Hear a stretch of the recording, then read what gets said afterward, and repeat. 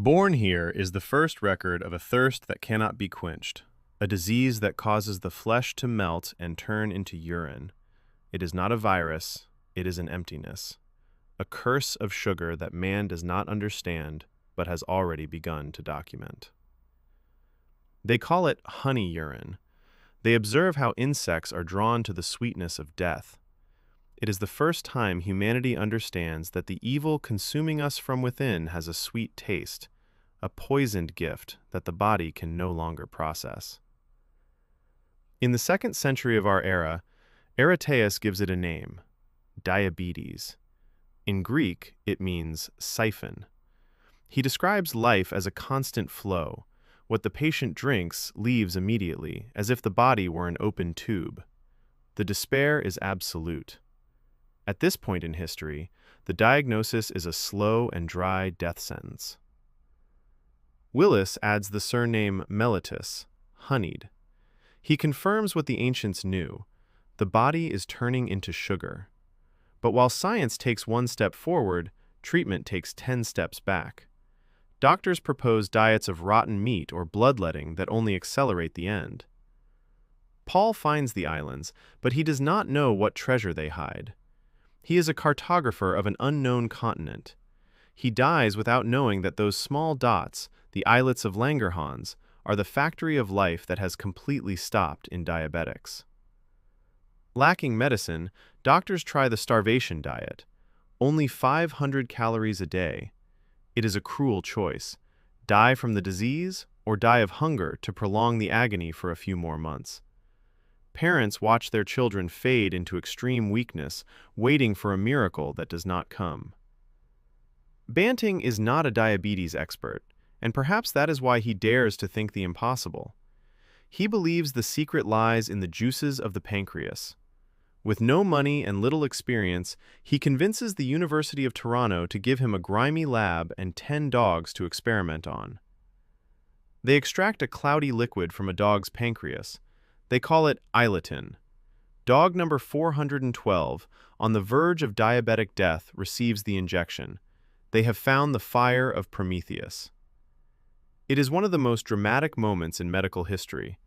Before they reach the last child in the row, the first one injected begins to wake from the coma. It is a massive resurrection. Death has been expelled from the room. Insulin is now a reality, a gift that Banting sells for $1 so the world can be free.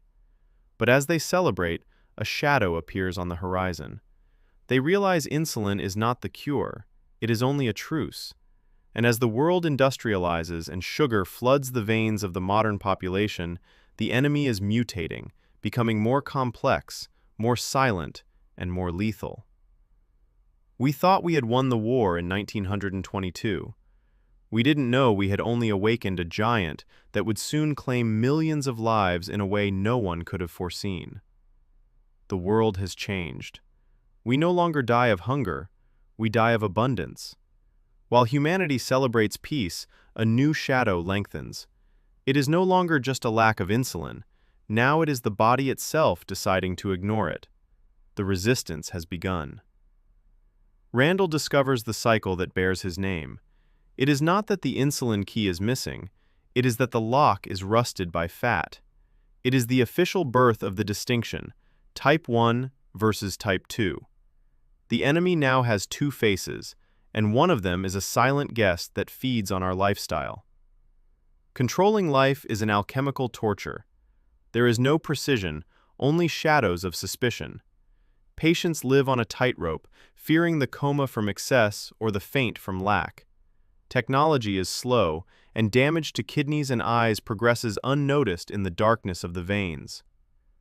It is the first cry of freedom. For the first time in human history, a drop of blood reveals the truth in seconds. No more waiting for the lab. The patient begins to be the master of their own destiny, even if the machine costs as much as a luxury television. Until now, insulin came from cows and pigs. But in 1982, genetic engineering achieves the miracle. They force a bacterium to manufacture pure human insulin. It is the victory of biotechnology over nature. Medicine is no longer extracted from the slaughterhouse, it is designed in the code of life. We call it the epidemic of the 21st century. What was once a disease of kings and the wealthy now devours developing nations. Sugar is cheaper than clean water. The giant has awakened, and it is hungry for entire healthcare systems. Welcome to the era of the artificial pancreas. Algorithms that think for the body, insulin pumps that whisper precise doses while we sleep. Science fiction has become the standard of care for the bravest, the children who prick their fingers 10 times a day. We are brushing against the cure. We no longer just patch the problem, we are reprogramming metabolism. But while some seek the ultimate technology, millions of others struggle to get a basic vial of insulin in forgotten corners of the world.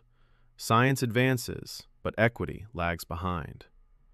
From Egyptian papyri to today's microchips, diabetes has been our mirror. It shows us what we eat, how we move, and how we value life. It is not just a disease, it is the record of our evolution and our excesses. The story of diabetes is not over.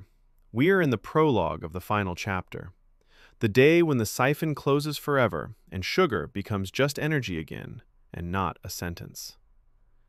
They are not patients, they are warriors of balance, and their victory is written in the stars of science.